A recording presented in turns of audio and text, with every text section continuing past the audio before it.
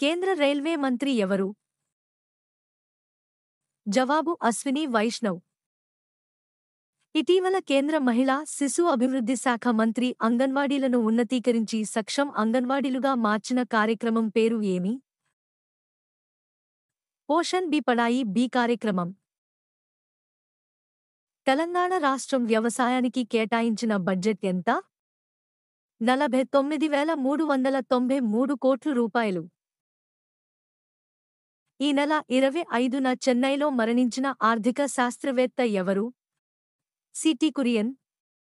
శ్రీలంక అధ్యక్ష ఎన్నికలు ఏ నెలలో జరగనున్నాయి?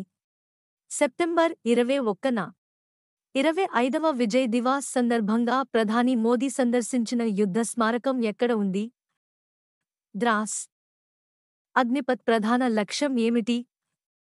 సైన్యంలో యువ రక్తం ఉండటం. మార్చి నెల నాటికి దేశంలో పెరిగిన డిజిటల్ చెల్లింపుల శాతం ఎంత? 12.6%. ఈశాన్య భారత నుంచి మొట్టమొదటిగా యునెస్కో గుర్తింపు పొందిన వారసత్వ సంపద ఏది? అస్సాం సంపదలు. ప్యారిస్ ఒలింపిక్ పోటీలలో పాల్గొన్న ఎమ్మెల్యే ఎవరు? జముయో ఎమ్మెల్యే శ్రేయాసి సింగ్. ఏపీ రాజధాని అమరావతి ప్రాధాన్యతకు కేటాయించిన బడ్జెట్ ఎంత? 50,474 కోట్లు. భారత పురుషుల క్రికెట్ జట్టు ప్రధాన కోచ్ ఎవరు? గౌతమ్ గంభీర్.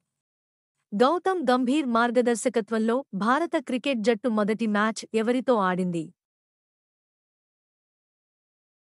జూలై 27న శ్రీలంకతో పల్లెకేలేలో ఆడింది. పంజాబ్ రాష్ట్ర గవర్నర్ ఎవరు? గులాబ్ చంద్ కటారియా.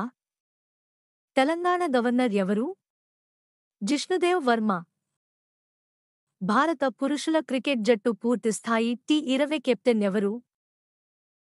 సూర్యకుమార్ యాదవ్. P4 అంటే ఏమిటి? Public private people participation. బడి పిల్లలు మధ్యాహ్న భోజన పథకానికి ఏపీ ప్రభుత్వం ఎవరి పేరు పెట్టింది? డొక్కా సీతమ్మ పేరు. జగనన్న ఆణిముత్యాలు పథకానికి ప్రస్తుతం ఉన్న ఏపీ ప్రభుత్వం పెట్టిన పేరు? అబ్దుల్ కలాం ప్రతిభా పురస్కారం. భారతదేశ విదేశాంగ వ్యవహారాల మంత్రి ఎవరు? ఎస్ జయశంకర్. ఇటీవల ఢిల్లీలో జరిగిన యునెస్కో ప్రపంచ వారసత్వ కమిటీ సమావేశం ఎన్నోవది? 46వ సమావేశం.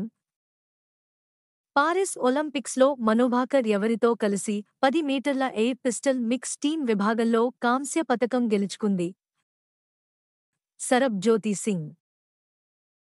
ఇటీవల కేంద్ర ఆర్థిక మంత్రి నిర్మలా సీతారామన్ చిన్నారుల భవిత కోసం కొత్తగా ప్రవేశపెట్టిన స్కీమ్ ఏది? NPS Vatsalya scheme.